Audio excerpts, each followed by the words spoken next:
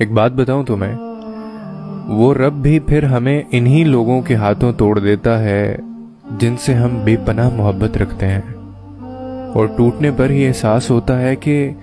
رب کے سوا تو میرا کوئی اپنا نہیں تھا۔ بس وہی یہ وقت ہوتا ہے جب سجدے اور دعائیں طویل ہو جاتی ہیں، نمازوں میں سکون ملنے لگتا ہے، اور کچھ خوش نصیب لوگوں کو ان حالات میں تہجد بھی مل جاتی ہے، اور وہ رات کی تنہائی میں بیٹھے بلک بلک کر اپنے رب کو حالات بتاتے ہیں اپنے۔ اور جب آپ خدا کو تنہائی میں بیٹھ کر یہ سب بتانے لگیں تو یہ خدا کا ایک تحفہ ہے۔ اور پتہ ہے رب کی سب سے خوبصورت صفت کیا ہے؟ جب ہم غفلتوں کے ٹوکرے اٹھا کر اس کے در پہ جاتے ہیں نا، تو وہ رد نہیں کرتا، پھٹکار نہیں دیتا، پچھلی توبہ یاد نہیں کرواتا نا،